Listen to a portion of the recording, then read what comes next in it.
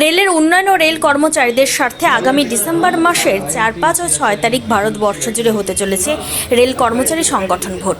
দলের অস্তিত্ব লড়াইয়ে ঝাঁপিয়ে পড়বে সমস্ত দল। তারই প্রস্তুতি সভা হিসেবে সোমবার সন্ধ্যায় তৃণমূল কংগ্রেসের শাখা টিএমসির উদ্যোগে মালদা ঝলঝুলিয়া ইংরেজবাজার পৌরসভার প্রাক্তন পৌরপ্রধান নরেন্দ্রনাথ তিওয়ারির দলীয় কার্যালয়ে সভা অনুষ্ঠিত হয়। সভায় উপস্থিত ছিলেন রাজ্য কমিটির সাধারণ সম্পাদক বিজয় বাহাদুর সিং, নরেন্দ্রনাথ তিওয়ারি মহাসহ অন্যান্য নেতৃত্ব ও কমিটির সদস্যগণ। আগামী দিনে জেলা কমিটি কিভাবে ভোট পরিচালনা করবে বা কি করণীয় তা বিস্তারিত আলোচনা হয় সভায়। মালদায় রেল কর্মচারীর ৯,৮৮২ ভোট রয়েছে। সেই ভোটারদের ভোটে নির্ধারণ করবে আগামী দিনে রেল সংগঠনের অস্তিত্ব।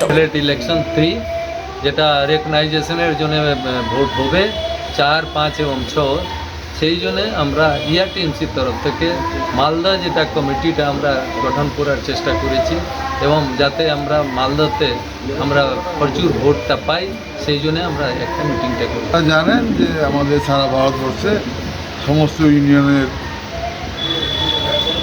তাদের অ্যাফিলিয়েটের জন্য ভোটের আয়োজন করা হয়েছে। সেই ভোটের আয়োজনের জন্যে আমাদের এখানে টিএমসি বিজয় বাহাদুর সিং স্যার, তিনি সাধারণ সম্পাদক টিএমসি, উনি এসছেন আমাদের মালদা এবং আজকে উনি